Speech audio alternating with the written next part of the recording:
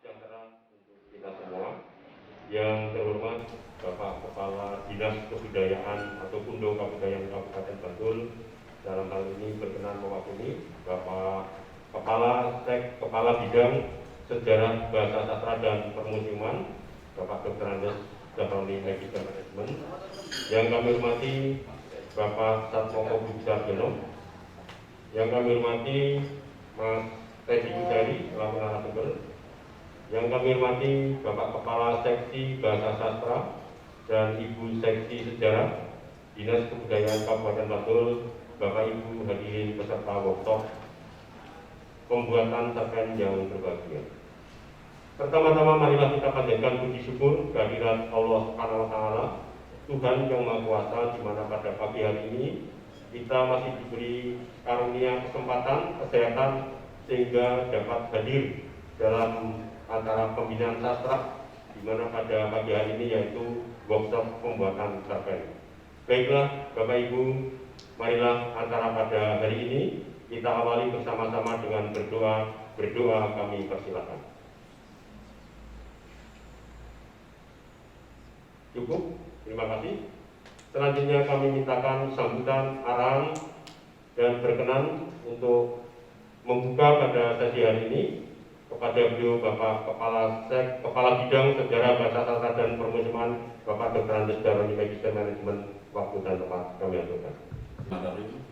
Assalamualaikum warahmatullahi wabarakatuh. Selamat pagi, salam sejahtera untuk kita semuanya. Salam budaya, lestari budayaku. Jadi masih kita memang perlu sosialisasi yang terkait dengan salam di kebudayaan. Itu ada salam ya. Salam budaya, kita jawab lestari, supaya betul lestari budayaku. Betul ya? Jadi ini besok juga untuk disosialisasikan kepada putra-putra atau para siswa panjenengan itu. Salam budaya, lestari budayaku. Terima kasih. Yang kami hormati Bapak narasumber, yang kami hormati Bapak Kasih Bahasa Sastra, Ibu Kasih Sejarah Dinas Kebudayaan Kabupaten Bantul, juga kawan-kawan dari Dinas Kebudayaan Kabupaten Bantul. Yang kami hormati Bapak Ibu peserta workshop pembuatan cerpen Kabupaten Bantul tahun 2021. Marilah yang kita selalu memanjatkan puji syukur kepada Allah Subhanahu wa Ta'ala atas rahmat dan hidayahnya, juga inayah dan kenikmatan kepada kita semuanya, sehingga pada pagi hari ini kita bisa berkumpul di tempat ini dalam keadaan sehat walafiat, tiada suatu apapun. Bapak Ibu yang kami hormati, untuk kegiatan di pagi hari ini memang kegiatan sudah yang ke-7 kegiatan. Karena kegiatan ini akan kita laksanakan sebanyak 10 kali. Ini yang ke-7. Yang tanggal 7 itu sudah dibuka oleh beliau Bapak Wakil Bupati Bapak Joko Purnomo di tempat ini juga. Jadi alhamdulillah ini sudah hari yang ke-7. Mudah-mudahan nanti sampai pada hari yang ke-10 pada tanggal 25 bisa berjalan dengan baik. Bapak Ibu yang kami hormati, memang kegiatan ini ada 10 pelaksanaan kegiatan yang setiap pelaksanaan itu pesertanya lain-lain. Yang tanggal 7 sama 8 itu pembuatan burit, itu sudah kita laksanakan pesertanya. itu juga dari Bapak Ibu guru dari SD, MI, MTS, MA, SMK, juga SMP itu sudah kita laksanakan. Kemudian hari keduanya untuk para sastrawan maupun masyarakat umum. Kemudian hari ketiganya itu terkait dengan pembuatan cerkak, cerita cerkak, itu juga sudah kita laksanakan untuk Bapak Ibu guru hari ketiga. Hari keempatnya juga untuk masyarakat maupun sastrawan Kabupaten Bantul. Jadi untuk kemarin itu sudah kita laksanakan, itu terkait pembuatan puisi. Pesertanya juga 40, ini hari ini juga 40 pesertanya untuk pembuatan daripada cerkak ini. Oke, jadi nanti untuk kita laksanakan dengan sebaik mungkin setiap pelaksanaan 40. Jadi target kami dalam pelaksanaan pembinaan bahasa dan sastra, khususnya sastra di Kabupaten Bantul ini sebanyak 400 peserta, sehingga memang kita dalam rangka pembinaan nantinya diharapkan daripada peserta itu memang betul-betul mencintai akan sastra, baik sastra Jawa maupun sastra Indonesia yang ada di Kabupaten Bantul. Jadi kalau peserta sudah banyak senang mencintai, mudah-mudahan nanti Bapak Ibu semuanya juga bisa menulis cerkak itu sendiri, karena nanti kami juga ada program ke depan itu akan membuat ini buku antologi cerkak Tujuri. Jadi nanti silahkan mencoba nanti menulis. Mudah-mudahan hari ini nanti Bapak narasumber kita itu beliau di sebelah kanan itu Pak Satmoko Budi Santoso, sebelah kiri Mas Teddy Kusairi yang sering dipanggil Mas Teddy Wae, itu nantinya akan memberikan atau belajar bersama dengan Bapak Ibu semuanya nanti terkait dengan workshop ini. Mudah-mudahan nanti kami harapkan dari peserta bisa membuat cerkak bukan satu judul atau dua judul. Ya, nanti harapkan seperti itu untuk nanti dikumpulkan kepada kita panitia. Kemudian besok kalau ada program lagi antologi cerkak, pembuatan antologi cerkak, nanti Bapak Ibu sendiri juga bisa mengirimkan nanti kepada Dinas Kebudayaan, akan kita buat bukunya. Jadi nanti dibuat bukunya, juga ada pembuatnya siapa, nanti ada di situ, tertulis di situ juga. Sehingga nantinya kalau Bapak Ibu sudah senang, mudah-mudahan nanti bisa mengembangkan lagi kepada siswanya. Tidak membuat, tapi paling enggak bisa membaca cerkak dengan baik. Itu harapan dari kami dari Dinas Kebudayaan Kabupaten Bantul, supaya betul-betul nanti cerkak itu dicintai oleh generasi muda khususnya Kabupaten Bantul. Bapak Ibu yang kami hormati, jadi silahkan nanti dilaksanakan, diikuti dengan sebaik mungkin. Ya, karena kami dari Dinas Kebudayaan dalam melaksanakan dari hari kemarin itu memang betul-betul menguras pikiran dan tenaga terkait bagaimana caranya untuk membuat supaya protokol kesehatan itu bisa berjalan dengan baik. Ini formasinya tempat duduk sudah digeser supaya betul-betul nyaman terkait protokol kesehatan, dan nantinya supaya para peserta nyaman juga, santai juga mengikuti daripada kegiatan ini. Dan dipersilakan, memang kami harus menekankan pada Bapak Ibu semuanya untuk protokol kesehatan harus diperhatikan kita bersama, karena di saat ini memang baru menggilanya nih terkait COVID-19, penularannya seperti itu. Monggo nanti diperhatikan bersama. Silakan tadi Bapak Ibu semua, Bapak Ibu khususnya Ibu tadi juga sudah membawa hand sanitizer sendiri, sudah dikeluarkan. Itu bentuk daripada jaga-jaga kita. Okay. Jadi kalau yang belum membawa, silahkan itu di tas itu juga ada, dibuka aja, pasti disiapkan oleh panitia. Karena memang betul-betul kita antisipasi jangan sampai nanti dari kegiatan ini bermasalah. Kami hormati, saya kira demikian yang dapat kami sampaikan.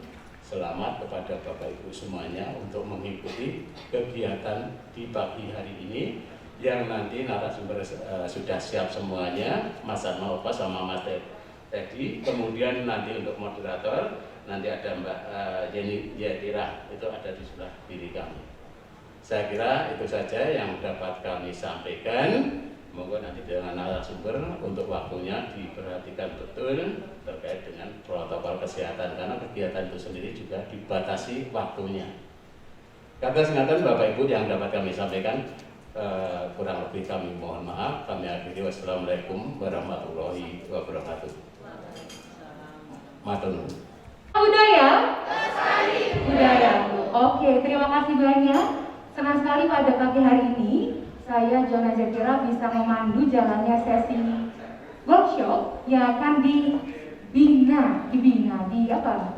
dipandu, dia akan dijalankan oleh dua narasumber yang luar biasa. Ada Pak Satmoko dan juga Mas Teddy. Sebelumnya, saya ingin tanya dulu, Bapak Ibu dari SD, boleh acungkan tangannya? Guru SD? Oh, banyak sekali ya. Dari guru MI? Ada? Oh, di belakang, boleh. Dari guru-guru SMP? Guru SMP tidak ada, belum hadir mungkin ya. Ada? Oke, guru SMA? 1, 2, 3, 4, sedikit. Oke. Kalau MTS MA ada? Tidak. Oh, ada 1, 2. Oke. Malang melintang, buat cerpen iya, cerkak iya, puisi iya, geguritan juga iya. Mas Teddy ini mengampu satu kegiatan komunitas begitu, namanya Selasa Sastra, yang rutin setiap hari Selasa menampilkan video di YouTube penampilan anak-anak muda dan juga orang tua juga sebetulnya tentang sastra. Ada sastra Jawa dan Indonesia. Mungkin bisa main juga ke YouTube-nya beliau, promosi ya Mas. Bang Teddy Way, kita lihat ya. Kemudian beliau juga mengampu di DPD KMPI dan mengelola satu website bernama Suara Pemuda Jogja. Yang belum Suara Pemudi Jogja. Segera ya Mas ya. Dan beliau juga telah menulis banyak antologi, telah memandu banyak sesi workshop juga, sehingga kita hari ini bertemu dengan dua narasumber yang sangat tepat untuk memberikan kita insight bagaimana menulis cerpen yang baik, benar, dan yang paling penting menarik begitu. Langsung saja kita akan mempersilahkan Mas Teddy untuk memberikan paparan pada pagi hari ini. Tapi sebelum itu kita kasih tepuk tangan dulu Mas Teddy. Monggo Mas Teddy untuk menyapa Bapak Ibu guru di ruangan ini. Monggo Mas. Sambil nunggu laptop ya Bapak Ibu semuanya, menambah perkenalan ya, harusnya ada di tengah begini, saya tadi kok bingung ada jalan-jalan. Oke. Tadi sudah dikenalkan, saya ada aktivitas di Selasa Sastra, ada tuh Suara Pemuda Jogja Media Group. Kalau anak-anak muda biasanya paling senang lininya Gus Bantul karena post foto ya, di post seneng banget, gembira itu dapat endorsement. Selain itu, kebetulan tahun ini saya diminta untuk jadi pemimpin redaksi majalah Selarong Dinas Kebudayaan Kabupaten Bantul, dan sekaligus saya informasikan kepada Bapak Ibu semuanya, di situ ada rubrik sastra, khususnya rubrik puisi, cerpen, cerita anak dan cerita remaja. Kalau bisa diselesaikan di sini, kalau tidak nanti di rumah bisa dikirim ke WhatsApp saya atau ke WhatsAppnya panitia. Kemudian harapannya jadi cerpen. Untuk kemudian nanti kami baca. Saya dan tim majalah Selarong akan membaca, barangkali ada yang bagus kita muat di majalah edisi selanjutnya. Saya kira itu ya nanti ya kesepakatannya ya, paling tidak itu. Baik, itu sudah belum. Baik, nanti silakan dilihat, ini hanya contoh dan ini sangat mendadak.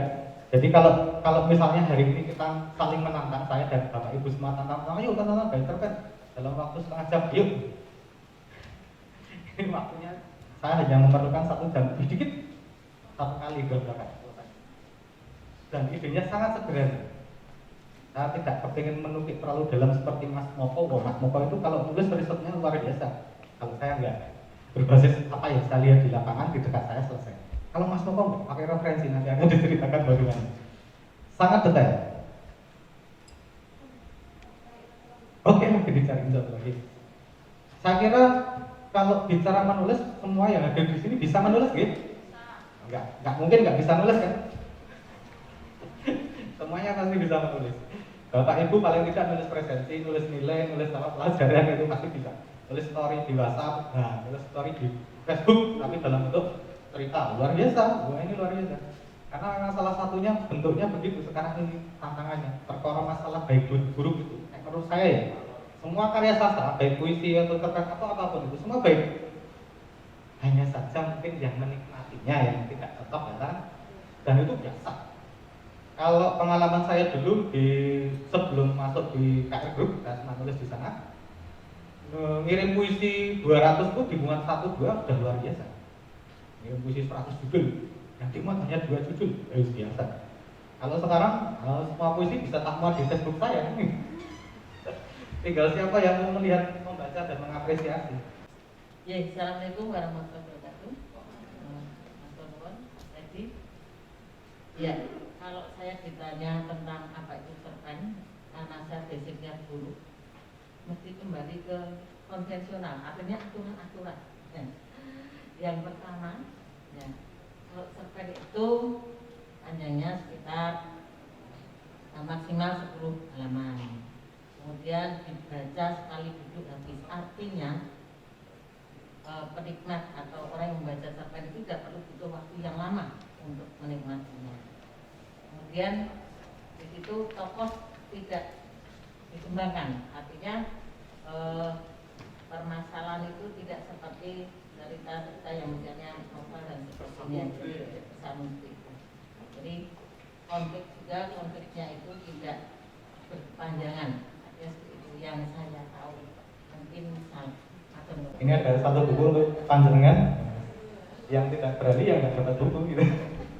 Ini bukan karena sama dua saya juga lulusan sana ya, bukan? Saya hanya mau bahas tentang ini.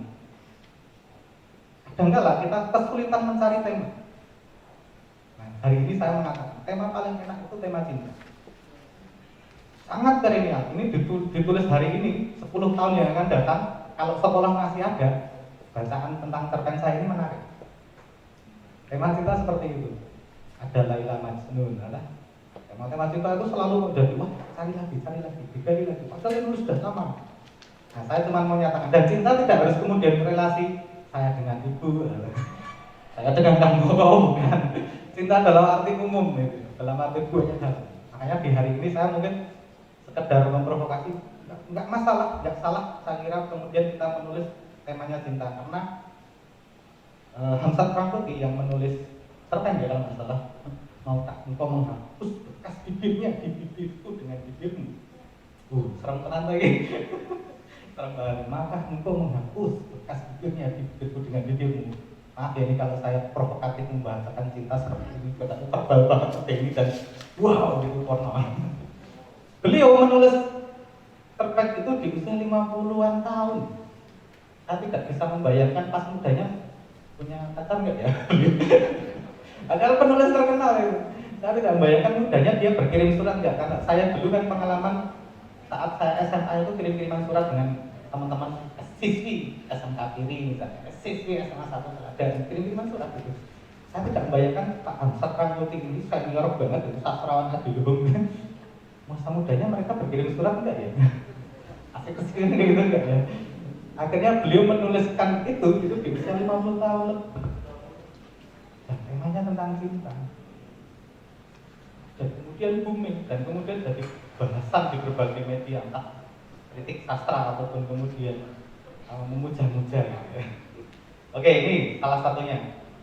Kenapa kemudian kalau kita bicara ide cerita dalam cerpen, saya menyarankan kalau susah mencari dulu tema cinta aja. Selanjutnya biasanya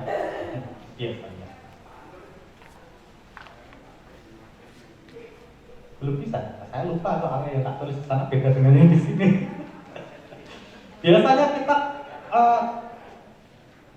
bingung mau memulai cara kita menulis gitu. Makanya kemudian kalau inspirasi sudah dapat.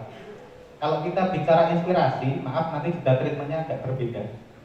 Kalau kita bicara inspirasi, sebenarnya inspirasi itu orang kaya dewa nabi sing kemudian untuk wahyu gitu. Misalnya para pendeta di Brono pertama berduduk gitu. Walaupun itu bisa terjadi, walaupun itu juga bisa terjadi, tetapi kalau saya cenderung akan menggunakan metode sebenarnya inspirasi bisa dicari, bahkan bisa diciptakan. Hampir sama metodenya ya rada gimana tuh ya, rada ngalamun. Terus kemudian sambil mancing, kalau saya hobi saya memang mancing tuh, mancing pas di bot, pas saya membayangkan ini bagus ini, ada kapal lewat, pas mancing di pantai belakang ada kapal lewat, terus kemudian ini menarik nih, bagaimana ceritanya kalau tiba-tiba pas kapalnya lewat itu ternyata tanpa disadari airnya cukup dangkal, dia lewat dangkal, kapalnya terguling. Ini yang bayangan ini, tapi bisa jadi persoalan, bisa jadi konflik dan cerita yang kemudian akan bisa ditulis. Nah, tiba-tiba kapalnya terguling dan tiba-tiba saya dapat ikan. Nah, saya nggak jadi mikir itu, saya ambil ikannya. Ini cuma berguyon ya. Kadang-kala ide atau inspirasi itu bisa dicari atau bisa diciptakan dengan situasi yang ada seperti ini. Bagaimana misalnya di ruangan ini, Mbak yang ada di sebelah ini, asmanya Sinten saya belum kenal, nanti kita kenalan dulu ya. Makanya segera tulis di WhatsApp saya, nanti WhatsAppan. Terus kemudian setelah ini beliau mengirimkan cerpen kepada saya dan kemudian cerpennya ternyata luar biasa. Padahal beliau sosok guru menuliskan cerita tentang tanda petik maaf misalnya mengkritisi peraturan daerah Bantul tentang larangan miras. Ternyata ini ceritanya menarik, bisa jadi. Entah apa sebabnya kemudian beliau menuliskan itu, kirim ke WhatsApp saya dan kemudian jadi tema bahasan di majalah Selarong. Ketika dibaca majalah Selarong ternyata ini cerpen kok ngomongin miras nih, luar biasa itu. Nah, jadi bahasan guru-guru dan pejabat Bantul. Misalnya, ini bayangan saya sedang membayangkan sesuatu dari forum ini, semoga nanti tidak berhenti di sini. Sudah. Oh, belum? Masih ketemu dia. Nah, kalau saya selalu teringat kata-kata Einstein yang mengatakan imajinasi lebih penting dari pengetahuan itu sangat memotivasi saya. Artinya gini, kadang-kala kita berkhayal, kita berimajinasi, bayangin, sing gitu. Ternyata itu bisa menjadi sebuah ide, kemudian kita cari persoalannya, konfliknya, kita tulis dan kemudian menjadi sebuah cerita yang berbeda dan menarik ya. Nah, termasuk konflik. Biasanya kan kadang-kadang aku idenya apik Mas, aku ngide cerpen ini ya. Tapi aku bingung ya, ini bangun konflik bagaimana? Bagaimana kemudian kita menuliskan cerpen itu ben ono masalah gitu. Kadang udah bingung boleh masalah, ya wis digawe saja. Kalau saya mengatakan di cerpen itu kita halal, boleh buat masalah karena memang ini juga imajinatif, dunia khayal, dunia karangan. Wis digawe masalahnya, dicari eksplorasi masalah apa yang logis dihadapi oleh seorang guru yang mendapatkan surat ting di mejanya, jadi gosip guru-guru lainnya. Nanti silahkan dibaca lebih lanjut. Nah, pendekatannya ini maaf juga. Kalau saya itu jujur kalau menulis puisi dan cerpen Bapak Ibu itu intuitif. Hari ini punya ide apa, tokohnya siapa, rangkanya seperti apa, pendek dulu, kemudian langsung ditulis. Ada kalanya lupa kerangka. Saya melupakan kerangka. Setupnya bagaimana, cara memperkenalkan persoalannya bagaimana konfliknya dan bagaimana mengakhirinya, saya sering lupa. Karena sangat intuitif tahu. Tulis saja, selesai. Tetapi pendekatan yang paling menarik itu pendekatan, kalau beliau pasti sudah tahu dan guru-guru yang lain sudah tahu, pendekatan ilmiah. Aslinya itu kalau mau bagus tulisannya, apalagi kalau nanti dikembangkan jadi cerita bersambung atau novel, itu kerangkanya pakai kerangka. Ada setupnya, ditulis. Ini mau memperkenalkan persoalan apa, tokohnya siapa, di mana settingnya, ditulis semua dulu, baru kemudian dicari persoalannya apa aja yang mau diungkap. Misalnya si tokoh ternyata benar-benar jatuh cinta dengan si siswi misalnya, atau si siswi yang jatuh cinta dengan si guru. Nah, ternyata Pak Kepala Sekolah itu cemburu misalnya gitu. Nah, hal seperti itu dicari dulu konteksnya apa aja yang logis untuk kemudian kita tuliskan. Oh, ternyata ada guru lain yang ternyata menaksir guru sehingga dia membuat gosip. Ini tidak ada di cerpen. membuat gosip itu salah satu pilihan saya saat mau menuliskan ini. Membuat gosip kalau Pak Guru itu ternyata punya hubungan asmara dengan siswinya, karena dia mencintai Pak Guru, dia memfitnah adalah membuat gosip. Ada pilihan juga kayak gitu, tapi tidak saya pilih. Apa ini juga jadi salah satu pilihan konflik yang mau tak buat. Nah sampai kemudian nanti setelah itu kira-kira mau mengakhirinya bagaimana ya? Kalau di cerpen yang saya tulis dalam waktu 1 jam itu, saya akhiri dengan ternyata si siswi ini sebenarnya dapat pelajaran. Hari itu dia tidak berangkat ke sekolah, yang lain sudah mengumpul tugas, dia dikerjain sama siswa temannya lain. Besok kamu mengumpulkan tugas, gawe surat cinta, ditumpuk ini jadi Pak Guru gitu. Sulari nggak sampul. Nah itu yang jadi masalah. Jika kemudian si siswa ini mengirimkan surat tanda petik surat cinta kepada guru tersebut. Nah, nanti persoalan lain ada tapi di ending beda dengan maksud saya. Ini salah satunya ya. Ada banyak pilihan di sini tuh ternyata. Nanti bisa jadi penyelesaian itu bisa berbagai macam. Kalau Bapak Ibu juga bisa dibaca di bagian akhir itu ceritanya gantung apa sudah ada solusinya? Gantung ya. Tuh itu sajanya orang gantung. Enggak gantung tuh. Jelas siswanya jatuh cinta pada Pak Guru. Itu pilihannya, pilihan saya ya. Saya berharap seperti yang Bapak Ngendika tadi. Karena Bapak Gurunya bijak. Baik, untuk secara teoretik yang lain misalnya ada abstrak, orientasi, komplikasi, evaluasi, resolusi dan seterusnya, saya kira tidak terlalu penting untuk kita bahas di sini. Silakan Bapak Ibu semuanya membaca di Google. Tetapi kemudian yang akan saya sampaikan adalah persoalan membangun niat kita. Ini kebetulan nanti makalahnya berbeda dengan PowerPoint, nanti PowerPoint-nya coba saya share kepada Bapak. Ada persoalan, contoh kasus ini yang belum lama saya alami sendiri. Beberapa bulan yang lalu Dinas Kebudayaan Daerah Istimewa Yogyakarta menyampaikan informasi kalau ada lomba nulis gurit, nulis cerkat dan nulis esai bahasa Jawa semua ini. Saya bisa nulis di bulan Mei itu saya sudah punya ide, sudah punya gagasan lengkap itu sak kerangkane itu sudah selesai. Tapi karena saya melihat pengumuman deadline-nya itu masih tanggal 20 Juni, Anda petik saya menyepelekan. Ini umum terjadi ya kayaknya ya. Kita budayanya deadline ya kayaknya. Bapak Ibu kalau nulis rapor deadline ya? Waduh. Sama kami juga kadang-kadang seperti itu. Nanti tanya kiatnya Mas Moko itu rajin. Kalau Pak Moko ini rajin banget. Kalau hari ini beliau ini salah satu redaktor di sebuah media online nasional. Dan kalau saya datang ke rumahnya pas jam kerjanya nggak boleh. Besok banyak ke sore. Saking disiplinnya beliau itu. Nanti kita tanya kiatnya. Nah, persoalan membangun mood ini yang kemudian memang jadi persoalan. Semua penulis hampir sama. Kadang-kadang kita menyepelekan waktu lebih baik saja. Sebenarnya saya kerjakan Mei daripada saya kerjakan kemarin Juni akhir itu. Karena mesti bicara kualitas tulisan. Apa yang saya buat di bulan Mei itu bisa dibaca ulang, diperbaiki, difokuskan, dipilih katanya, diksinya. Tapi kalau saya kerjakan katakan tanggal 20, karena jadinya tanggal 20, kita kerjakan tanggal 18 sampai 19, yakin paling enggak tulisannya elek yang ini. Ini elek ini 1 jam dan saya tidak membaca ulang. Artinya saya tidak berusaha membenarkan yang salah. Padahal di sini banyak yang salah. Kalau Bapak Ibu baca pasti, oh ini salah Mas Edi, salah ini. Benar, saya sepakat ada yang salah. Dan memang belum saya benarkan.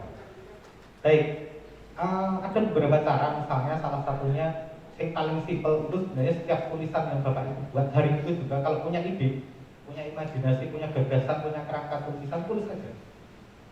Yang lebih bilang, saya sepakat dengan metode sekarang itu, punya media sosial, udah ditulis di Facebook, nggak apa-apa, ditanggali supaya nanti kalau kita revisi di hari-hari selanjutnya itu bisa kita kasih tanggal lagi bahwa ada perkembangan dari cerpen pertama, puisi pertama, kedua, ketiga, dan seterusnya. Nah, yang paling enak untuk menulis memang kemudian menciptakan tantangan gitu. Menciptakan tantangan itu salah satunya mengikuti lomba, ada kompetisi menulis. Terus kalau saya sok lebih bisa lagi gitu. Kang Moko deadline cerpen kapan ya? Tolong aku diingatkan ya. Dari beliau setiap berapa hari itu terus ditulis belum ya kan? Enggak ditulis, enggak gitu. Ini Saya melibatkan orang lain untuk menjadi salah satu cambuk saya untuk kemudian nulis rangkum. Kemudian tantangan yang paling sulit dulu ya, saya merasakan itu di media, kirim ke media. Itu penantian yang luar biasa. Contoh kasus di minggu pagi itu kalau ketemu Mas Latif, redaktornya Sastra, cerpen dan puisi saya di sana itu banyak banget. Tapi yang muncul ya satu dua aja. Bukan karena keterbatasan orang, tapi memang seleksinya sangat ketat. Nah ini juga kemudian salah satu cara kita untuk menantang diri untuk menulis. Baik, kalau tadi disinggung persoalan ada beberapa jenis. Kalau tadi di Selarong, di majalah Selarong itu kita ada rubrik puisi, rubrik cerpen itu umum yang kita 4.000 kata ya, 3 sampai 4.000 kata. Kemudian ada terma, dan terma ini yang pendek, mini. Nah di sini di makalah yang tidak bisa ditampilkan di proyektor itu klasifikasinya ada short story, dan long story. Yang umum kita tahu di media massa itu short story yang dikatakan beliau tadi adalah short story. Jarang orang menulis short story. Nah saya mencoba memberi contoh yang di makalah saya ini adalah short story. Pendek kan, cerpen mini kalau kita mengenalnya. Ini kalau kemudian saya cantumkan di majalah Selarong hanya jadi 1 halaman. Nah, ini kurang lebih 1000 kata gitu. Nah ini inspirasinya kalau saya merujuk ke penulis Prussia Anton Chekhov. Anton Chekhov itu selalu buat sketsa ceritanya itu berbasis sketsa. Contoh kasus ini ada seorang yang panggil pejabat, dia menunggu di ruang pejabat itu di depan itu sambil duduk karena dia mengajukan proposal ke presidennya di Rusia sana. Di dalam sedang ada tamu. Ternyata tamu yang di dalam itu TikTok. Ini persoalan proyek yang dia masukkan. Setelah dia tahu ternyata orang yang sedang bertemu dengan pejabat presiden itu ternyata atasannya. Sehingga dia khawatir kalau dia atasannya keluar dari ruangan pasti konflik juga dengan dia. Pertanyaannya adalah saya lanjut, yang artinya saya membuat musuh, atau saya sebaiknya pergi sekarang. Cuman begitu dokter kayaknya Anton Chekhov. Cuman begitu, udah selesai cerpennya. Saya pantau sama Anton, Mas Anton ini. Kalau di Indonesia ada Hansa Trangkuti tadi ya, nulisnya pendek-pendek, 1 halaman. Kalau di minggu pagi itu hanya 1/8 halaman, 1000 kata nggak nyampe. Kalau dalam bentuk buku belum pernah ada yang lihat ya. Buku kumpulan saya belum pernah lihat di Indonesia. Buku kumpulan cerpen ini ada. Saya belum pernah dapat itu. Ada. Ada ya? Iya. Oke, Tapi nanti maksudnya ke flash fiction. flash fiction ya. Biasanya anak muda ini. Ibu-ibu guru juga. Saking mudah. Ini menarik. Ini juga saya kira segmen tulisan yang jarang disentuh karena kemudian entah karena keterbatasan tidak bisa dijual biasa. Keterbatasan salah satunya nggak satu gitu ya. Tapi ini menarik sebenarnya karena kemudian dengan cerpen ini, dengan flash fiction tadi itu sebenarnya kita bisa merangsang ide. Semakin banyak ide ditulis dengan konsep cerpen ini. Karena bisa jadi cuma dibiarkan selesai. Tapi kalau kita tulis ya itu jadi cerita. Dan ini jarang diperhatikan. Short story jelas, long story biasanya sekitar 10.000 kata. Kalau tadi itu mendekati rata-rata 3-4 ribu itu adalah yang short story yang biasa kita baca. Nah sekarang ada juga yang ini juga jarang ada. Kalau di Indonesia itu saya pernah baca long short story-nya Ramodiana Natur, Percikan Revolusi dan Subuh. Itu satu buku sekitar 150-an halaman, itu hanya dua atau 3 saya lupa. Cerpen, bukan novel. Nanti kalau lebih dikit ada novelet, dan kalau panjangnya sampai 40 kata novel. Nah, hari ini di bagian ketiga, nanti tolong dibantu Mbak Joana, langsung penuh dasar saja. Kalau dibantu ini diedarkan kepada Bapak Ibu, saya satu persatu. Tangannya sudah steril belum? Nanti di sini di halaman ketiga ini tolong Bapak Ibu nanti akan mendapatkan satu kertas. Kertas itu isinya adalah tempat yang ada di sekolah. Saya memaksa Bapak Ibu guru untuk mencoba mencari ide dan inspirasi untuk menulis selanjutnya di sini. Kira-kira ide ceritanya apa ya kalau saya dapat tempat itu? Di perpustakaan misalnya, di di toilet sekolah misalnya. Ini sekolah semua ya, ini tempat-tempat yang ada di sekolah, jadi saya berharap dekat dengan diri kita sendiri. Saya paksa bapak dan ibu untuk mencoba membayangkan berada di tempat itu, kemudian membangun sebuah kisah di sana. Bebas, Arab ngomong ke apa percintaan boleh, ngomongkan demonstrasi atau boleh. Nanti kalau sama beliau demonstrasi lah. Dalam bentuk cerita. Dan seterusnya, kira-kira memperkenalkan ceritanya bagaimana, konsep apa yang mau diambil, kemudian kira-kira mau memanggilnya seperti apa. Saya berharap nanti Bapak Ibu banyak menyuplai saya untuk puisi dan cerpen. Baik nanti cerpen yang umum maupun yang ternak. Dan saya minta izin agarkan kepada sisinya untuk atau sisi-sisinya untuk menulis ternak cerita.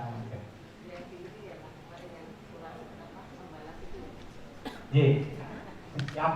Begitu ya kira-kira Bapak Ibu semuanya untuk penyampaian materi, karena ini kebetulan ada hubungannya dengan saya untuk mempromosikan majalah Selaram. Izin Pak Ketua.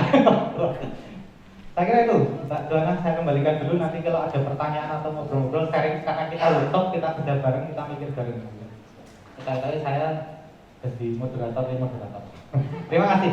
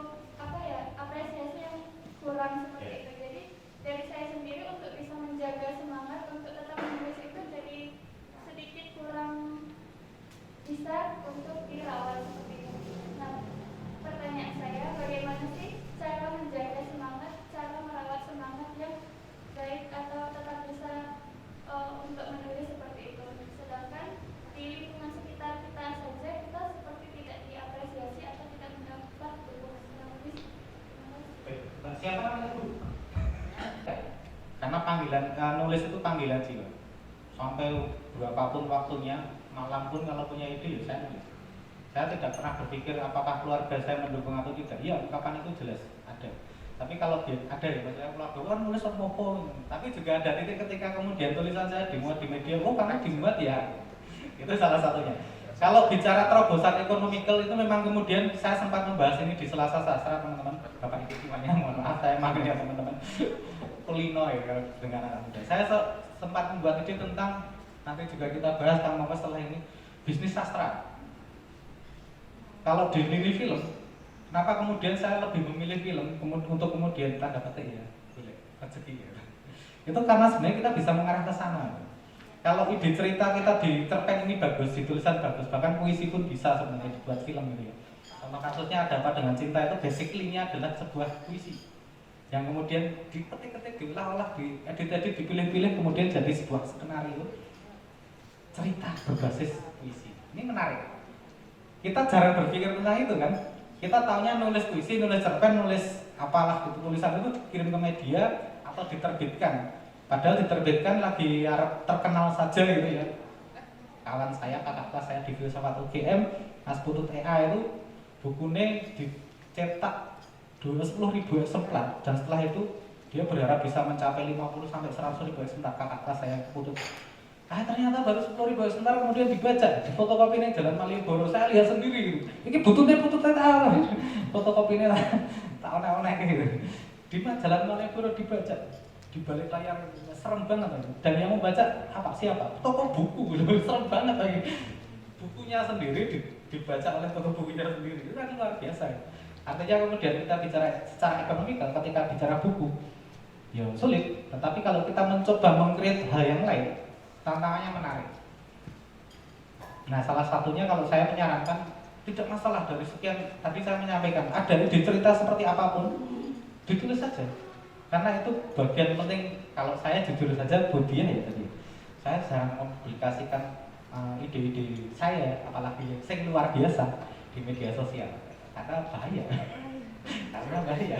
Kalau saya biasa, oh ini ide ini menarik, ini suatu saat bisa tak jual ke production house, ke FTV misalnya, SCTV seperti mereka, atau ke ada. Nanti teman-teman Bapak Ibu bisa ngecek PHP yang ada di Indonesia itu, dikirim aja cerita skenario, treatment, tapi jangan utuh gitu ya, treatment ceritanya. Ide yang utuh ada di tempat kita, yang orisinil di kita. Itu bisa untuk kemudian menjadi lompatan ketika kita bicara sastra dan dunia industri. Ketika kemudian pilihan menerbitkan buku itu tidak menjadi sesuatu yang menarik. Kalau saya sampai saat ini membuat buku ya tak bagi-bagi gratis kayak gitu tadi. Tapi mana di kon buku ya ora kuat. Apa tuku bukumu elek gitu. Sama ini sebenarnya.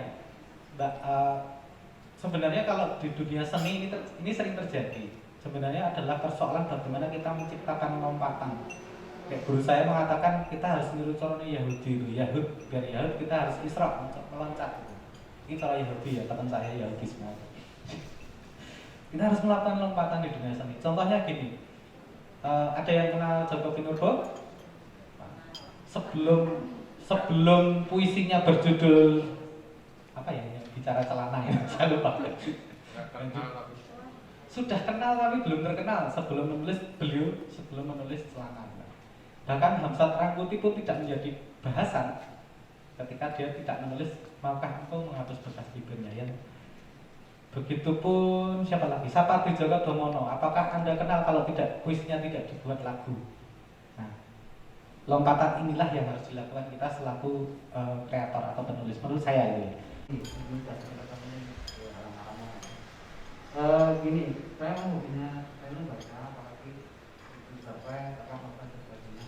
Kalau mungkin kadang-kadang punya ide, kemudian kita tulis, tapi baru dapat 1 lembar, 2 lembar sudah kehabisan apa? 2 lembar itu luar biasa loh.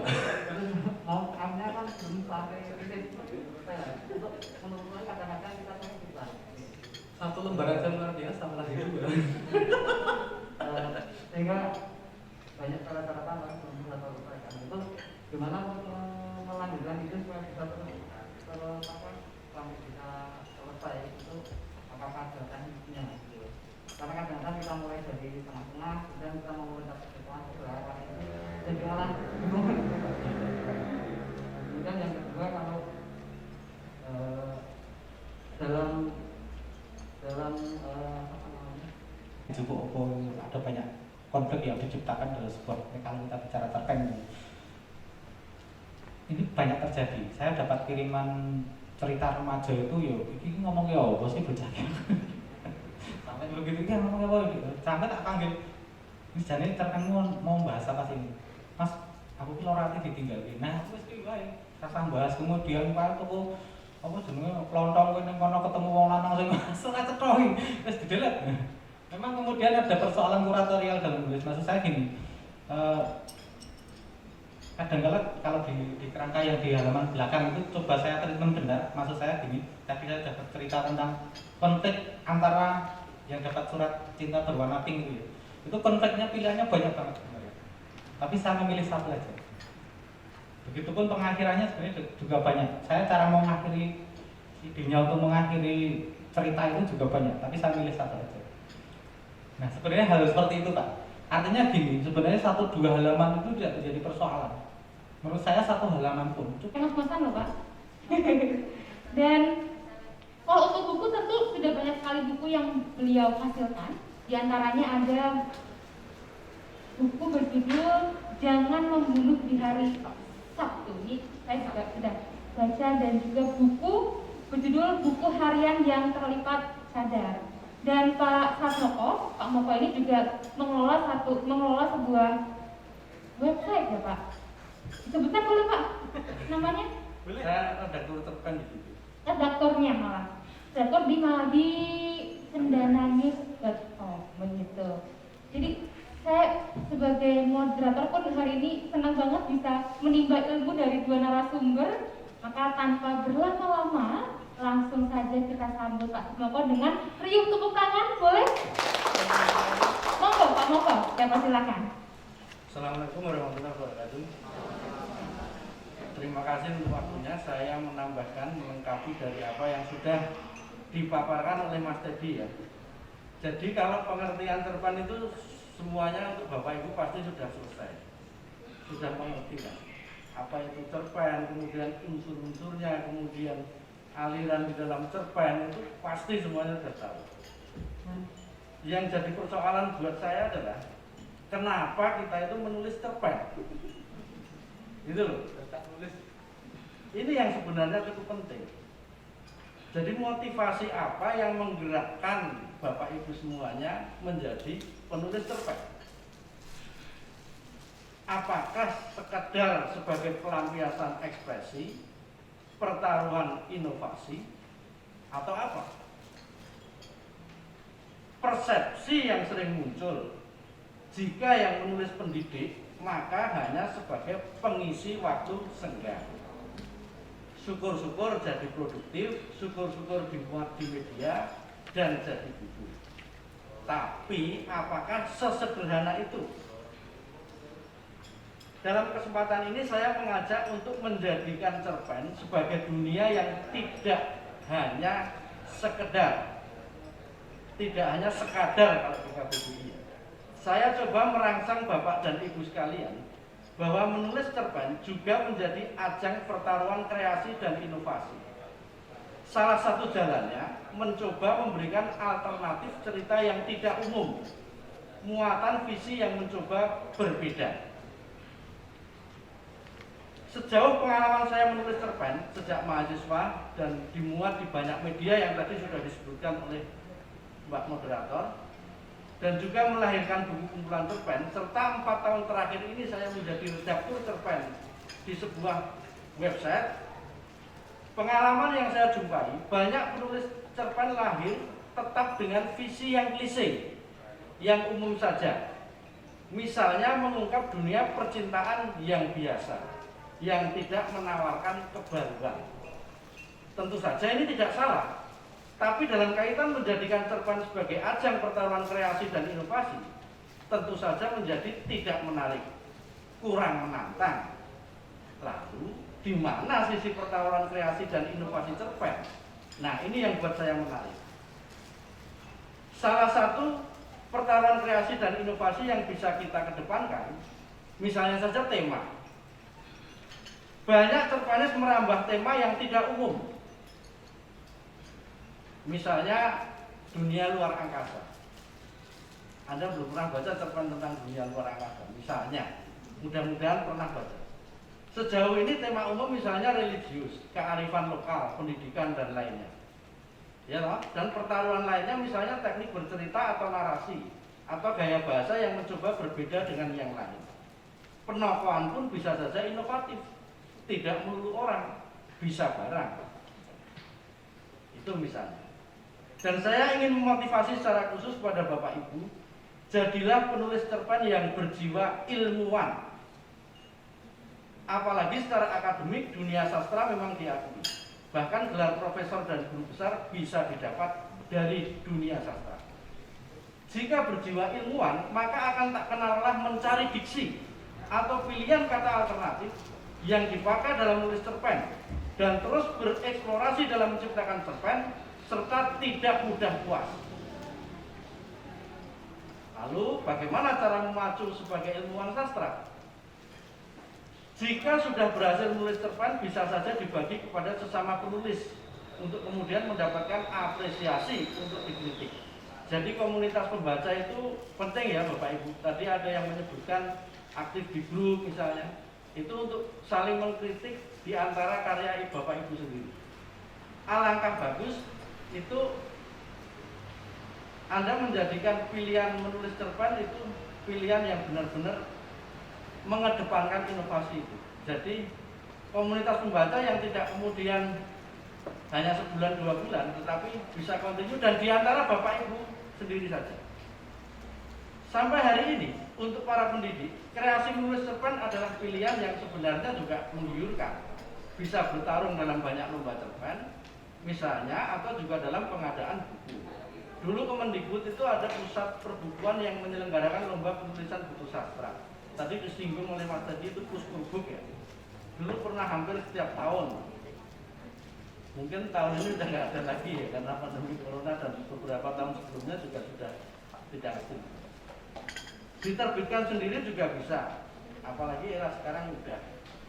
Bahkan hingga hari ini beberapa media massa masih tetap memberi ruang apresiasi sastra, khususnya cerpen secara memadai. Ini tentu menjadi tantangan untuk ditindaklanjuti. Jika perlu membangun cita-cita jadi penulis terkenal bisa, ini pemasaran buku juga bisa secara mandiri. Yang terpenting adalah tulislah gagasan Bapak Ibu. Nah, di sini saya linkkan ini beberapa contoh cerpen yang ditulis oleh pendidik. Tadi saya sebutkan sejauh 4 tahun terakhir ini saya menjadi redaktur cerpen di website di Cendana News. Itu saya pernah memuat cerpen seorang guru SD di Gunung Kidul. Yang harapan saya, Bapak Ibu semuanya nanti bisa mempelajari di rumah juga tidak apa-apa melalui ponsel masing-masing. Namanya Wiono Agung Sutanto. Ini cerpennya tak muat gara-gara apa? Kira-kira kan pengen tahu alasannya ini. Mudah-mudahan pengen ngerti ya. Itu karena kepekaan beliau untuk merespon situasi sosial yang ada di Gunung Kidul. Harga-harga tanah yang tinggi, kemudian tikungan tajam di Gunung Kidul yang menjerumuskan ya, membuat banyak korban orang karena kecelakaan, dan respon-respon kepekaan sosial lainnya yang dia tampilkan di dalam cerpen tersebut. Judulnya Bundelan Hills. Wah, jadi gunung itulah akan menjadi sebuah kota yang metropolitan, bahkan mungkin mega metropolitan, dan akan menggusur kearifan-kearifan lokal yang ada di sana. Nah, ini kepekaan sosial yang luar biasa menurut saya.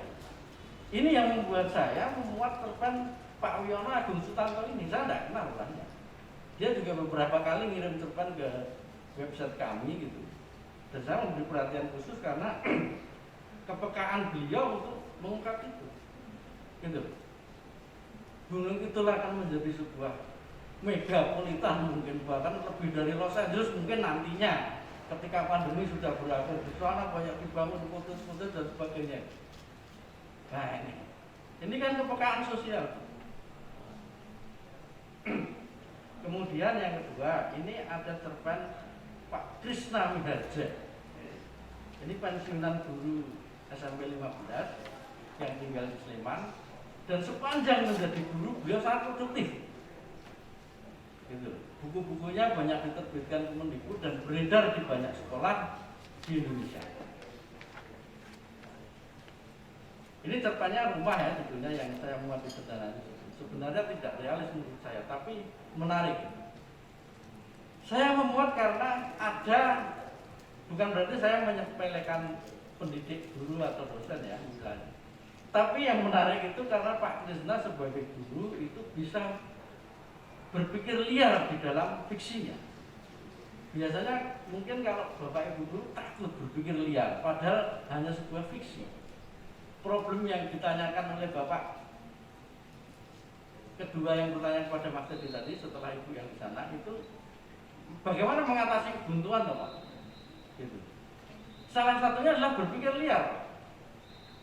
Kalau hanya berpikir berimajinasi seperti yang dibilang Mas Teddy kan tidak masalah. ASN, PNS berpikir liar itu kan tidak apa-apa di dalam fiksi. Itu. Jadi mengatasi kebuntuan kan begitu. Konfliknya selalu Anda mempertanyakan konflik dan misalnya tidak perlu mengada-ada. Dunia yang Anda ketahui sendiri apa, yang bapak-bapak, ibu-ibu ketahui sendiri apa, dan mungkin mewakili dunia dalam, jiwa dalam dari bapak-bapak ibu. Jadi fiksi yang kira-kira tidak mereka-reka, tapi itu bisa meliarkan imajinasi Anda semua. Itu salah satu resepnya mengatasi kebuntuan. Kalau bapak ibu sudah merasa dunia pertanian itu adalah dunia yang Bapak Ibu pahami, kuasai, tulislah cerpen-cerpen tentang dunia pertanian. Pasti akan panjang, tidak hanya 2 halaman, Pak. Gitu loh. Bicara tentang tanaman tertentu saja Anda bisa tahu di situ hamanya apa, pupuknya apa, bagaimana mengatasi dan sebagainya. Panjang. Jadi tulislah apa yang Anda pahami yang mewakili dunia dalam Anda untuk bisa ditulis sepanjang mungkin. Itu mengatasi kebuntuan. Nah, kemudian saya kembali ke cerpen Pak Krisna Miharja. Itu kenapa kok cerpen itu sama pikirannya liar tuh. Itu ceritanya rumah. Jadi di rumah itu dia menemukan kebahagiaan. Tapi ada yang merampas kebahagiaan dia. Itu hanya gara-gara kecoa. Wah, kecoa ini merampas kebahagiaan saya.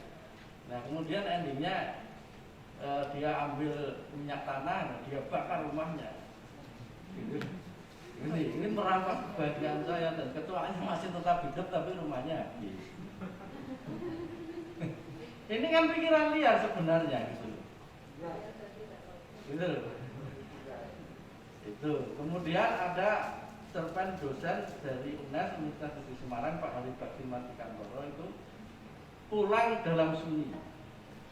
Itu kenapa saya muat? Salah satunya itu karena dia menggunakan kosakata satu saja, bersirobok. Ada yang tahu artinya?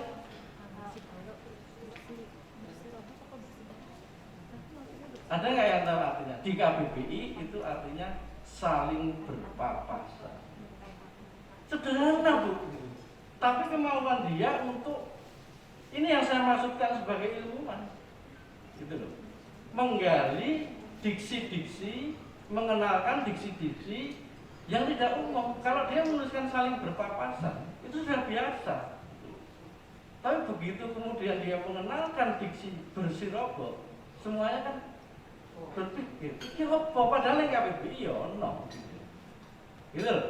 Jadi itulah jiwa ilmuwan yang perlu ditumbuhkan untuk mengeksplorasi, mengenalkan diksi-diksi yang ada di dalam KBBI yang tidak secara umum sudah dikenal oleh masyarakat.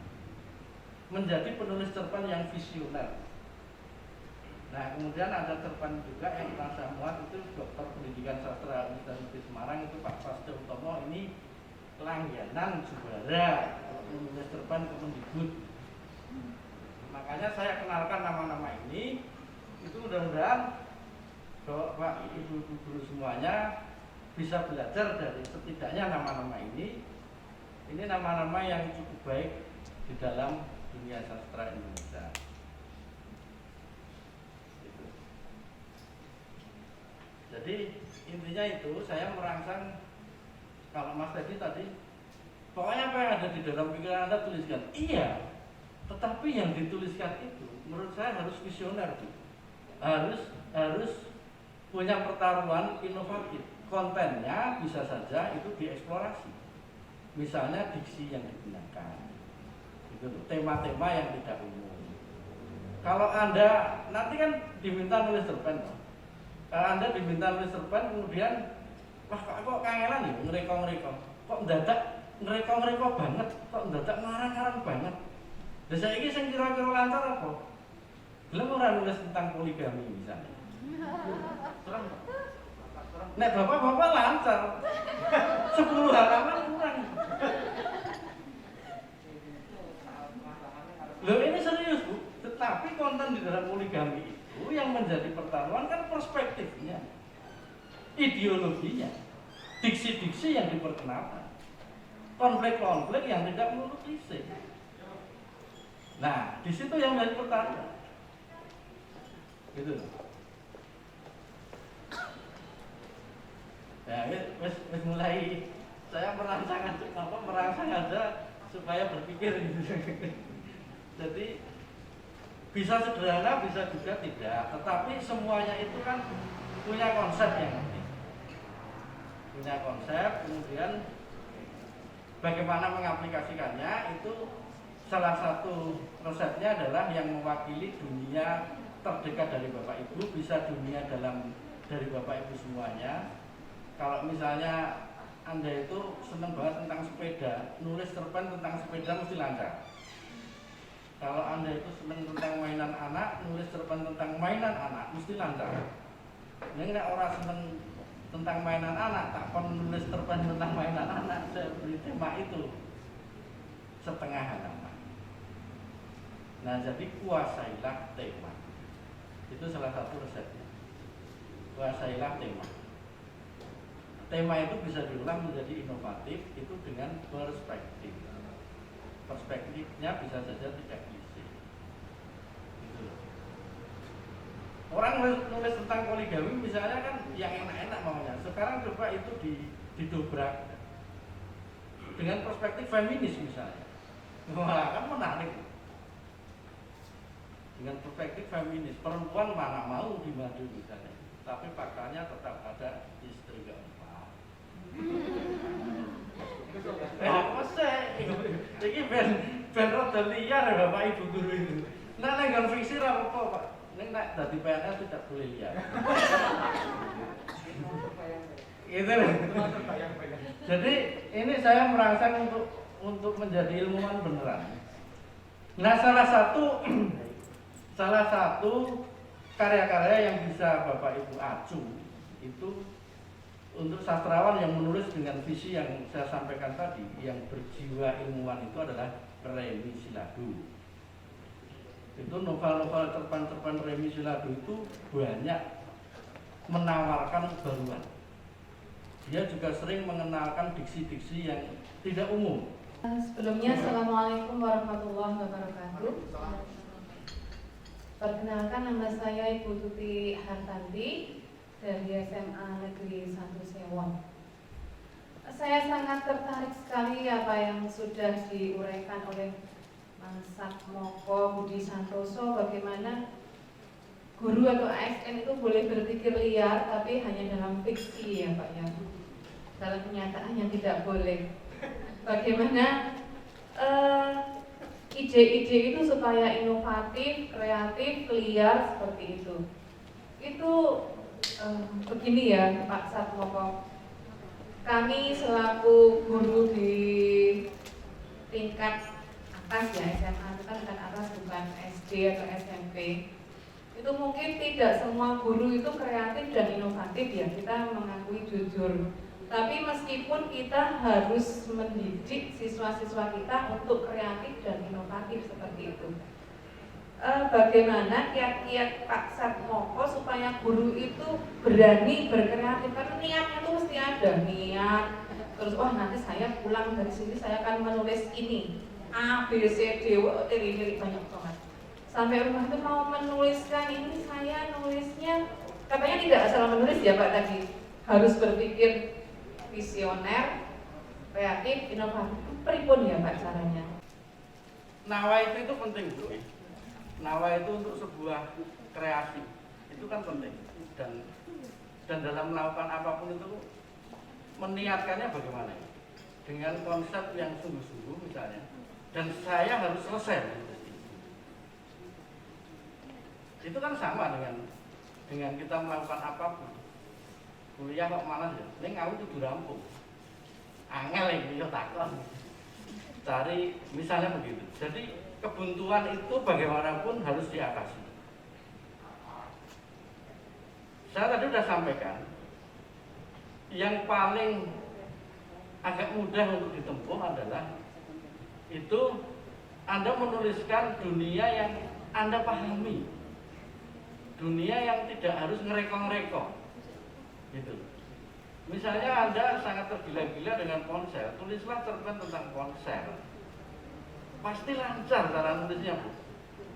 Nah, kalau misalnya tidak pede, tulisan saya ini kok kayaknya jelek ya, cobalah baca beberapa karya lain sebagai pembanding, gitu loh. Jeleknya kira-kira di mana? Di narasi misalnya. Narasinya kok kurang kuat, di cerita, di bagaimana membangun kalimat. Nah, banyak pembanding, studi pembandingnya ini, studi perbandingan dalam menulis fiksi. banyak pembanding karya-karya itu yang bagus di dalam narasinya. Misalnya Putu Wijaya itu kan bagaimana cara membangun narasi yang dia lakukan itu sangat lancar. Nah, kalau Anda misalnya punya kemauan membaca banyak buku, itu sudah bisa mengatasi salah satu hal itu. Membangun narasi, kalimatnya. Aku nek kalimat itu orang lancar, orang pede. Coba lah maca cerpennya Putu Wijaya misalnya. Wah, lancar banget ya dia. Nah, itu kan nantinya setelah Anda punya pembanding seperti itu, Anda sudah melakukan studi perbandingan seperti itu akan terasa ketidaklancarannya di apa gitu, di pilihan kata yang digunakan, cara membangun kalimat menjadi konflik dan seterusnya. Jadi memang salah satu resepnya untuk mengatasi itu punya referensi, gitu loh, punya referensi. Kalau kita hanya melulu ke diri kita, kebuntuan-kebuntuan itu biasanya tidak teratasi. Tetapi kalau ada referensi, ada teman diskusi, makanya tadi ada yang bilang aktif di grup itu pentingnya kan bisa. Itu salah satunya. Makanya, mohon maaf ini saya mau tanya Pak Satmoko berkaitan dengan mungkin menyambung juga dari apa yang disampaikan Bu Tutik tadi. Sebetulnya ini curhat juga Pak. Artinya keresahan kami. Mudah-mudahan tidak kami ya, hanya saya sendiri. Jadi kalau kita bicara guru itu mengapa tidak berkembang untuk menulis? Misalnya kita bicara tentang sastra, mengapa tidak bisa berkembang untuk menulis sastra? Iya, karena banyak keterbatasan dan dibatasi. Yang pertama dibatasi oleh waktu. Itu memang alasan klise, tapi memang iya. Guru itu terlalu banyak beban administrasi, kemudian tugas sampingan di sekolah. Nah, hal yang mendasar tentunya itu harus ada motivasi intrinsik, motivasi dalam diri guru itu sendiri. Kalaupun motivasi ekstrinsik misalnya seperti ini, minta maaf, ini nanti jatuhnya berapa persen saya tidak tahu, tak kecer sampai di sekolah-sekolah atau sampai di sekolah juga sudah lupa, itu biasa bagi kami. Mohon keras untuk bisa melahirkan karya. Jadi jangan malu dibilang jelek, gitu. Itu aja sederhana sebenarnya. Tapi kalau harapan melahirkan karya yang bagus itu salah satu jalannya sudah saya kenalkan tadi, yaitu memperbanyak referensi, banyak mencoba sendiri, mengolah tema yang alternatif, kemudian menciptakan kelompok atau grup-grup yang sekiranya bisa memberi masukan atas karya-karya Bapak Ibu. Itu saja sebenarnya, tidak perlu jauh-jauh sebenarnya. Saya Khalid Jiniawati dari Mantika Bantul. Ini kebetulan saya berdua sama Sumiati, teman saya Ibu Sumiati. Maaf Mas Teddy dan Pak Mokong ya. Saya itu pernah nulis cerpen, pernah dimuat juga di majalah, punya buku cerpen juga. Tapi semua yang saya tulis itu saya tidak berani mengambil risiko. Artinya begini, ketika tadi Mas Teddy bilang kalau nulis itu harus liar, berpikiran liar. Saya pingin semua Mas Moko ya. Maaf Mas Moko ya. Saya sebenarnya pingin sekali menulis liar, akhirnya nanti suaminya selingkuh misalnya, atau nanti meninggal ditabrak kereta, misalnya seperti itu. Saya sebenarnya ingin ending-ending yang orang itu akhirnya terkesima dengan akhir cerita saya mengenaskan gitu. Tetapi saya tidak pernah berani, karena apa? Saya itu punya prinsip dan itu mungkin sudah jadi apa ya, memendam di diri saya. Saya minta ini nanti pencerahannya gitu. Apa yang saya tulis itu sepertinya nanti akan kembali pada saya, gitu loh. Akan terjadi sama saya. Mulutmu harimau. Ya, apalagi kalau dalam Islam itu kan ucapan itu doa. Tulisannya berarti ya ucapan dari orang bisu ya, ibaratnya begitu. Nah, saya ingin pencerahan apakah yang seperti itu pernah juga Bapak punya, Mas Moko, Mas Teddy punya pemikiran juga, kalau misalnya iya bagaimana cara menghilangkannya? Begitu. Karena seperti kemarin Stephen aja itu bikin lagu kayak gitu akhirnya meninggal juga ternyata. Bu Evi Dawati mungkin juga pernah ya, bikin Itu juga akhirnya kembali juga. Saya juga sebenarnya punya ide, sebenarnya saya orangnya orang nakal Pak. Saya termasuk. Ya kalau nggak saya sama Mas. Nah saya punya ide-ide liar yang memang sangat sok-sok ngeri begitu. Ngeri dan kadang ngeri-ngeri sedap gitu ya. Tapi mau menulis ke sana itu khawatirnya ketika saya menyosokkan seorang perempuan yang nakal, yang brutal, yang ini tapi akhirnya tobat atau apa, meninggal gimana, saya khawatir itu nanti terjadi pada saya. Nah, hanya ide-ide yang bagus saja yang saya tulis dan itu membosankan bagi saya. Saya langsung antusias merespon. Soalnya sudah sampai ke liar. Tapi liar itu kan bisa dibatasi memang. Liar itu kan tidak melulu amoral. Liar itu tidak melulu menihilkan batasan-batasan yang harus kita anut. Kan liar itu juga bisa liar tetap dalam koridor edukatif. Nah, itu misalnya. Misalnya begini. Kekerasan rumah tangga itu sesuatu hal yang dihujat semua orang. Ya loh. Apapun bentuknya, baik itu fisik maupun kata-kata, kekerasan rumah tangga itu ditentang. Nah, bagaimana membungkus itu? Temanya liar banget, kekerasan rumah tangga itu. Membungkus tema kekerasan rumah tangga itu dengan cara yang lebih edukatif. Bahasa yang disampaikan edukatif, konflik-konflik yang disampaikan edukatif. Kira-kira ada gambaran enggak? Jadi yang ditulis bukan fiksi yang brutal. Pagi ini suami kembali menampar saya. Nek diwaca terus lemoto terus menunggu. Hanya gara-gara saya terlambat menghidangkan kopi kesukaannya. 2 kali tamparan menerpa wajah saya. Itu misalnya kan ya. Itu kan sarkas banget. Nanti murid-murid dari ibu baca langsung, kok bu ini kok menulisnya jadi kayak gini ya? Apa ini nak ngomong yang ini? Wah, bahaya ini kan. Nah, persepsi murid juga bisa macam-macam. Nah, bagaimana membungkus keliaran tema itu tidak dengan narasi yang sarkas. Misalnya, kita ngomong kekerasan rumah tangga tema yang liar. Ini membahasakan piye to dadi ora liar. Itu misalnya. Dan langsung ada pesan edukasi yang nyampe. Bukan kesan kekerasannya yang nyampe. Wah, ada gambaran lagi gini. Nek mau kan kesan kekerasannya langsung nyampe.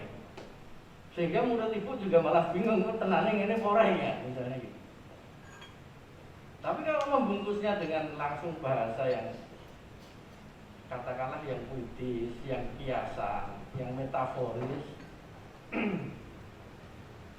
mungkin tidak akan membebani ibu dalam menyampaikan tema yang liar. Disampaikan dengan bahasa yang puitis. Pesan yang kemudian ditangkap oleh orang yang membaca, misalnya juga murid ibu, itu kan wah ini edukasi. Langsung begitu. Terkesankan begitu, bukan kekerasan.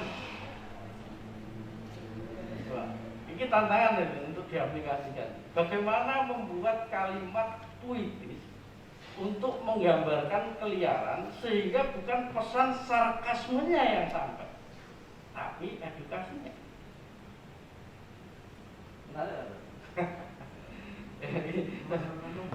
Itu. Kira-kira kalimatnya piye? Nek bahasanya langsung iso puitis dan pesan edukasinya nyampe. Nah, itu cara membungkus keliaran. Sebenarnya ini dari SD Karet Bapak. Yang akan saya tanyakan menarik sekali. Saya awam dengan cerpen baru taraf membaca saja untuk membuat belum jelas. Maka dari itu saya sangat tertarik dengan apa yang disampaikan baik Pak Moko maupun Mas Edi. Begini, yang akan saya tanyakan tadi sudah diberi alur ya ini. Setup itu nanti bagaimana kita apa setup itu itu narasi dari tokoh atau bagaimana, terus nanti di konflik itu apakah ada klimaksnya, terus nanti yang di closing itu solusi atau bagaimana? Beban iki wis ana konfliknya urung ya? Sudah ada konfliknya tadi. Terganggu dengan gebrakan meja misalnya. Kemudian orang yang di sekitarnya merespon. Kemudian penonton tidak usah mikir ini harus berapa. Di situ sudah terpaparkan berapa tokohnya itu misalnya. Jadi beban-beban teoritik ketika menulis itu juga jangan terlalu menekan kita. Kalau kita sudah bisa membuat sinopsis, kemudian menghitung di situ ada tokohnya berapa, itu kan sudah cukup mewakili, gitu loh. Tapi kan sudah tersampaikan semua sebenarnya, Bu. Unsur intrinsik, ekstrinsiknya kan sudah ada semua di situ. Karena pada Pak Moko, Mas Teddy untuk apa ya? Dikritisi dulu sebelum dalam bentuk tulisan nanti di-sharingkan dulu lah. Ada mungkin Bapak Ibu, Mas, Mbak, sastrawan semua Pak. Mantannya sastrawan. Kalau saya mungkin tanya boleh ya Pak Mas? Boleh. Jadi saya tuh pernah belajar cerpen juga, meskipun nggak pernah tulis cerpen ya Pak. Karena saya selalu bingung soal premis.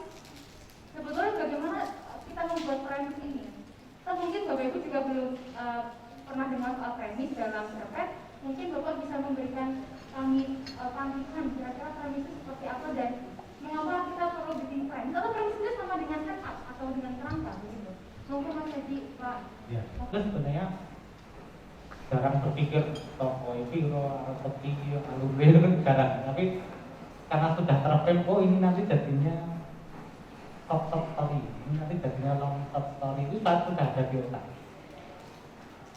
Jumlah kata sesuai dengan kebutuhan itu hanya ketika kemudian sudah selesai idenya, di zoom gitu, oh ternyata 10.000 kata, wah ini ternyata long top story.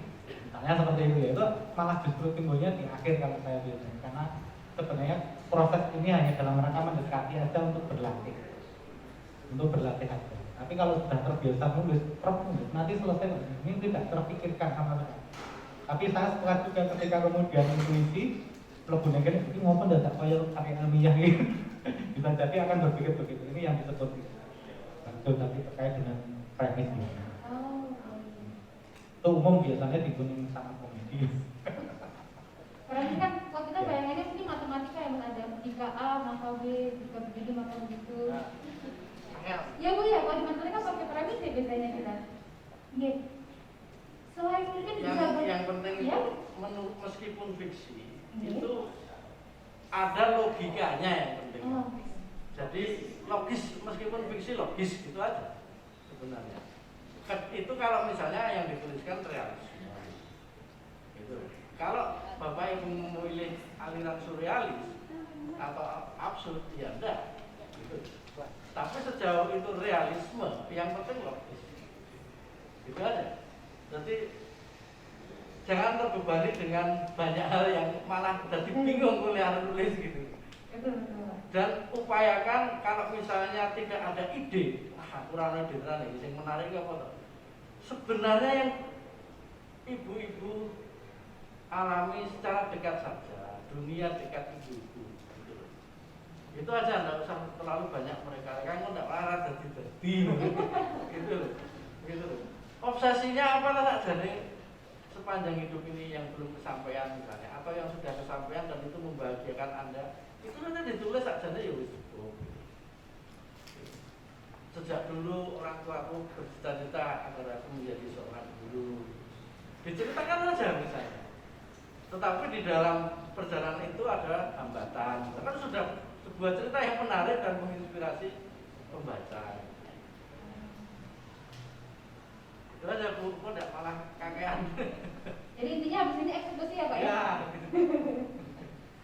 Apakah ada tenggat Mas Teddy dan Pak Loko mengirimkan cerpennya begitu dan kirim kemana agar jelas alurnya nanti? Kalau di tutup saya sih tidak ada tingkat waktunya karena majalah ini kan berjudul. Nanti kita pilih yang bagus komunikasi ini. Terus nanti termasuk misalnya ini ternyata kayaknya majalah nih dan dimulai di website kalau boleh. Teleponnya ada kegiatan lomba nulis cerpen ya nanti izin bisa dikirim ke sini. Artinya teman ini untuk tidak ada tingkat waktunya. tapi tetap diusahakan secepatnya juga karena biar nggak numpuk gitu. Numpuk gawean itu susah. Baik, itu ya. Sudah ada mas ininya kontak atau? Tadi sudah ya? Sudah ya. Sudah menulis semua? Sebagian besar separuh sudah hafal. Bukti popularitas. Oh, malah sudah mau selesai. Padahal mau cari kesulitan. Itu saya kira perasaan-perasaan seperti itu dihilangkan saja. Yang penting Anda terus menulis. Pesan saya sebagai penulis supaya bisa cepat diingat orang itu menawarkan konsistensi, coba tema, konsistensi tema. Saya dulu waktu nulis itu biasa mengembangkan cerpen-cerpen yang saya konsepkan dengan tema subversif. Subversif itu sarkas banget. Dia pulang ke rumah dan cukup berbahagia menjumpai ibunya sudah gantung diri. Itu cerpen yang saya kembangkan. Dan saya mencoba konsisten di jalur subversif seperti itu. Jadi sarkas banget itu. Nah, konsep yang adik atau mbak kembangkan karena masih muda ya, itu coba dikonsisteni. Anda konsisten dengan itu. Gitu. Nanti kan orang akan tahu bahwa itulah perjuangan Anda dalam melahirkan fiksi. Estetika seperti apa yang akan terus Anda bawa. Gitu. Semoga nanti PR-nya dikerjakan semua, gitu. Karena ada banyak pelajar dan media yang bisa kita sasar untuk mempublikasikan karya-karya cerpen yang Bapak Ibu nanti buat. Jalan-jalan ke Palangkaraya. Jauh ya Bu ya? Jawabnya cakep dong, cakep katanya ya. Jalan-jalan ke Palangkaraya. Jangan lupa beli pepaya. Bapak Ibu terima kasih semua. Jangan lupa tugas-tugasnya.